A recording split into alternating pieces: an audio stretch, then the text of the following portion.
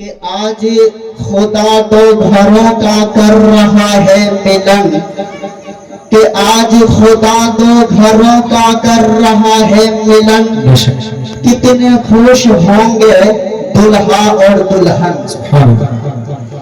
معزز سامعین کرام، یہ ایک چھوٹی سی محفل بنائی گئی ہے کہ کل اس دروازے پہ ایک نکاح کا پروگرام طے کیا گیا ہے، جو کل اسی دروازے پر ایک بارات آئے گی جو کہ شادی ہونی ہے اور نکاح ہونا ہے۔ معزز سامعین کرام، جہاں تک میری نظر جا رہی ہے تو ماشاءاللہ یہ محفل بڑی اچھی سجائی گئی ہے، جو کہ توقیر صاحب، تنویر صاحب اور توصیف صاحب کی نظر نہیں آ رہی ہے، جو کہ بیان کروں آمنے سامنے موجود ہیں۔ اس کے بعد اللہ رب العزت نے اس محفل کو قبول کرے گا۔ معزز، اللہ رب العزت نے انسان کو ایک بہترین سانچے سے ڈھالا ہے، یعنی ایک بہترین سانچے سے بنایا ہے۔ اللہ رب العزت نے انسان کو اس طرح سے تخلیق کی ہے اور اشرف المخلوقات بنا کر، اور اس روئے زمین پر ایک ایسی امن اور شانتی کے ساتھ ہر چیز گزارنے کے لیے، اور ان کے بیچ شہنشاہ بطحا تاجدار مدینہ احمد مصطفیٰ، ایک دفعہ زور سے کہیے صلی اللہ علیہ وسلم۔ ادھر ادھر کی بات نہ کرتے ہوئے، اس لیے کہ وقت بڑی قلیل ہے، کہ شادی کے عنوان پر دو چار حدیث سنا کر اور لب کشائی کر کے پھر چلا جاؤں گا، پھر حضرت دعا کر دیں گے۔ میرے محترم، اللہ رب العزت نے انسان کو بہترین بنایا ہے، اور تمام طریقہ، تمام سلیقہ، تمام مرحلہ اور تمام معاملات اللہ رب العزت نے انسان کے حق میں کر دیا، اور حق میں کرنے کے باوجود اللہ کے پاس جو قیمتی خزانہ تھا، جو قیمتی خزانہ تھا، اس خزانہ کو بھی ہمارے سامنے کر دیا۔ یہ ایک ایسا خزانہ دے رہا ہوں، تمام طریقہ اسی کے حساب سے ہونا چاہیے۔ وہ کون ہے؟ وہ ہے ایک ہی شخصیت کہ جناب محمد الرسول اللہ، زور سے کہیے صلی اللہ تعالی علیہ وسلم۔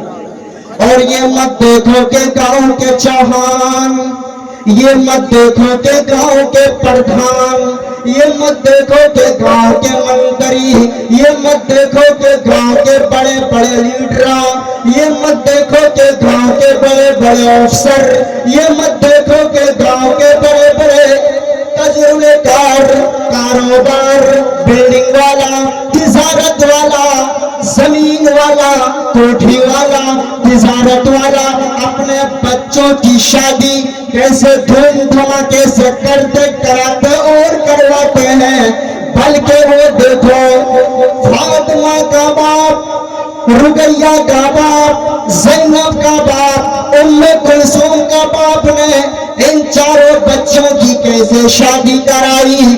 اگر یہ معلوم چل جائے گا ہم کامیاب ہو جائیں گے اور کامران ہو جائیں گے، ترقی مل جائے گی، اضافہ مل جائے گا، ہم ہمیشہ کے لیے کامیاب ہو جائیں گے۔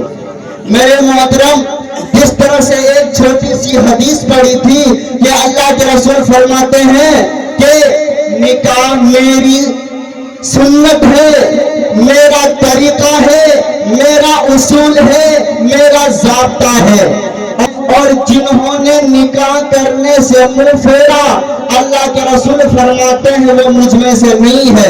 اس کے بعد چار چیز بتائی گئی ہے، کچھ لوگ ایسے ہوا کرتے ہیں مالداری کے چکر میں شادی کرتے ہیں، کچھ ایسا ہوا کرتا ہے کہ زمین زائدات دے کر شادی کرتے ہیں، کچھ لوگ ایسے ہوتے ہیں حسب اور نسب کو دیکھ کر شادی کرتے ہیں، کچھ ایسے ہوتے ہیں کہ دینداری کو دیکھ کر شادی کرتے ہیں۔ اگر کوئی دینداری کو دیکھے اور شادی کر لے، اللہ کے رسول فرماتے ہیں سب سے بہتر ہے۔ مالداری کے چکر میں رہ کر شادی کرنے کے لیے مالداری تو چلی جائے گی، یہ چیز ختم ہو جائے گی، فنا اور ختم، ایک چیز ہمیشہ رہنے کے لیے نہیں ہے۔ صرف ایک دلہن زندگی سے لے کر قبر سے لے کر اب اس کے بعد کل قیامت کے دن تک جو وہ بیوی بن کر کھڑی رہے گی، جنت میں بھی وہ دلہن بن کر رہے گی، یہ چاہیے کہ شادی دے ورنہ بائیکاٹ۔ میرے محترم کچھ ایسے ہوتے ہیں حسب نسب کو دیکھ کر شادی کرتے ہیں، کچھ ایسے ہوتے ہیں کہ خوبصورتی کو دیکھ کر شادی کرتے ہیں، کہ خوبصورتی کو دیکھ کر شادی کرنے والوں اتنا خیال رہے، تم باہر جاؤ گے، پنجاب جاؤ گے، لدھیانہ جاؤ گے، کمانے کے لیے چاہے جہاں جاؤ گے، لیکن تمہاری یہ نظر رہے گی میری بیوی خوبصورت ہے، گھر میں بیٹھی رہے گی، گھر میں پڑی رہے گی، اور تمہارا یہ دھیان ہمیشہ مٹکتا رہے گا میری خوبصورت بیوی کے اوپر کسی اور کی نظر نہ لگ جائے۔ میرے محترم اللہ کے رسول نے ان چیزوں کو ہٹا دیا۔ آپ بتائیے حضرت بلال سے کالا کون ہوگا؟ حدیث کا الفاظ ہے کہ بلال ہونٹ دیکھو تو کالے کالے، چہرہ دیکھو تو کالا کالا، زلفیں دیکھو تو کالی کالی، ہتھیلی دیکھو تو کالی کالی، پیر دیکھو تو کالے کالے، جسم دیکھو تو کالے کالے، مگر بلال سے شادی کرنے کے لیے کوئی تیار نہ ہو رہا ہے، نہ لڑکی تیار ہو رہی ہے، نہ لڑکی والے باپ تیار ہو رہا ہے، کوئی تیار نہ ہو رہا ہے۔ تب تک نبی نے اعلان کر دیا، اے بلال یہ بتا تم دنیا میں رہتے ہو، دنیا میں تمہارا رویہ جنت میں، تم چلتے ہو دنیا میں، تمہیں جنت سے چلنے کی آواز آتی ہے، اے بلال یہ بتا کہ تم نے کون سا کام کیا ہے؟ بلال نے کہا اللہ کے رسول میں نے کچھ نہ کیا، بس اتنا ضرور کرتا ہوں بغیر وضو کا کبھی نہ رہتا، اور وضو بنانے کے بعد میں نماز پڑھ لیا کرتا ہوں، بس اتنا کہنا دیری۔ اللہ کے رسول نے اعلان کر دیا۔ اس جگہ میں بڑے بڑے پردھان بیٹھے ہوئے ہیں، بڑے بڑے نیتا موجود ہیں، افسر موجود ہیں، پروفیسر موجود ہیں، صدر موجود ہیں، انجینئر موجود ہیں، کاریگر موجود ہیں، لیڈر موجود ہیں، ڈاکٹر موجود ہیں، حاکم موجود ہیں، تمام کی موجودگی میں اللہ کے رسول نے اعلان کر دیا، اے بلال یہی نیکی تمہیں جنت میں لے کر جا رہی ہے، بس اتنا کہنا دیری، بس اتنا کہنا دیری۔ ایک چوہان اٹھا، ایک پردھان اٹھا، کہنے لگا اے بلال تم کالے ہو، اس وجہ سے تم سے شادی کرنے کے لیے نہ کوئی لڑکی تیار ہو رہی ہے، نہ کوئی اپنی بیٹی دینے کے لیے تیار ہو رہا ہے۔ ایک کام کرو، آپ میری بیٹی کو صرف ایک نظر دیکھ لو، ایک نظر دیکھنے کے بعد پسند آئے تو شادی کر لینا۔ اس کے بعد ایک دوسرا پردھان بھی کھڑا ہوا، کہنے لگا اے بلال اس کی بیٹی دیکھنے کے بعد میری بیٹی بھی دیکھ لینا۔ اس کے بعد تیسرا کھڑا ہوا، کہنے لگا اے بلال اس کو دیکھنے کے بعد میری بیٹی کو دیکھ لینا، اگر میری بیٹی بھی پسند آ جائے پسند شادی کر لینا۔ اللہ غنی قربان جائیں گے اللہ کے رسول پر اور اللہ کے رسول کے صحابہ کے اوپر، اس لیے لیے کہ یہاں دینداری دیکھی جا رہی ہے. دینداری تمام مرحلے سے ختم, تمام معاملات سے ختم. جہاں دینداری ہوگی کوئی گناہ نہ ہوگا, کوئی ایسا مرحلہ نہ آئے گا. جہاں دینداری ہوگی تو ترنت فوراً شادی کر لینا. تو میرے محترم, اللہ کے رسول صلی اللہ علیہ وسلم فرماتے ہیں, کیا فرما رہے ہیں, کہ ایسی شادی کی جائے جہاں فضول خرچی نہ ہو اور شادی ہو جائے.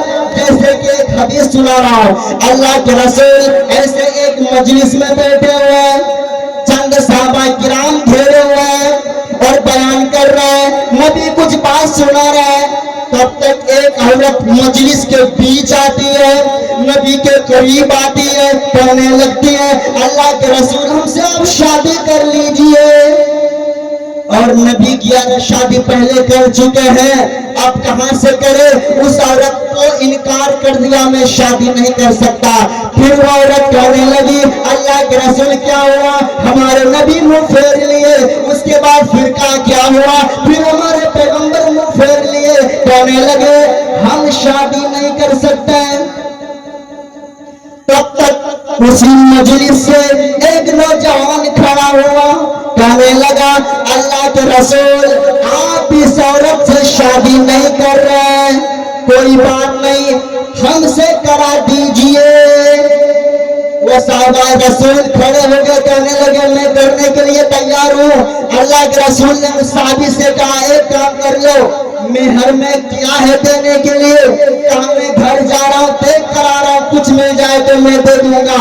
گھر گیا, کچھ نہیں ملا. نبی علیہ السلام نے کہا, ایک کام کر لو, جا لوہے کی بھی انگوٹھی مل جائے وہ بھی مہر میں دے دینا اور شادی ہو جائے گی, لیکن مہر ضروری ہے. گیا, دوبارہ کچھ نہ ملا. اللہ کے رسول کچھ بھی نہ ملا. نبی نے کہا دھیان کرو, خیال کرو, یاد کرو. تب تک اس صحابہ نے یاد کیا, ہمارے گھر میں ایک لنگی پڑی ہے جسے میں پہنتا رہتا ہوں, چلو اسی کو مہر بنا دیا جائے. میں تو آدھی لنگی دے دو, آدھی تم رکھ لو. اس نوجوان نے کہا, آدھی لنگی اگر میں دے دیتا ہوں میرے کوئی کام کا نہیں, اگر اسے دے دوں مہر میں وہ بھی کسی کام کا نہیں, چلو ایسا نکاح میں نہیں کروں گا. وہ اٹھ کر جانے لگا اور یہ کہا کہ میرے پاس جب مہر کے لیے کچھ نہیں ہے, اب میں شادی نہیں کر سکتا. اٹھا, مجلس سے واپس جانے لگے. پیارے پیغمبر آواز لگائی, اے میرے دوست, میرے قریب تو آ جاؤ. چلو مہر دینے کے لیے کچھ نہیں ہے, مگر شادی کرنے کے لیے تم تیار ہو. چلو کچھ نہیں ہے لیکن شادی کرنے کے لیے تیار ہو. میرے مسلمان بھائی, اسلام ایک سچا مذہب ہے جو شادی کا طریقہ نکالے. کچھ نہ ہونے کے باوجود بھی جنت میں جانے کا حساب بنا دیتا ہے. اب اس سے کہا گیا, چلو ایک کام کر لو, قرآن کریم کتنا یاد ہے.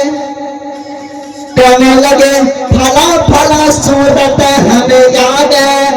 اللہ کے رسول نے کہا, یہ بتاؤ دیکھے یاد ہے یا بغیر دیکھے یاد ہے. اس نے کہا ہمیں بغیر دیکھے یاد ہے. اللہ کے رسول نے کہا, اے میرے دوست, جب تمہارے پاس اتنی ساری چیزیں ہیں, جب اتنی ساری چیزیں ہیں تو کیوں نہیں بولتے میرے پاس کچھ نہیں ہے. تو بتائیے, قرآن کریم کی آیت, اب وہاں شادی کرا دیا جاتا ہے, اب شادی ہو جاتی ہے, دونوں کا گھر بن جاتا ہے. میرے محترم,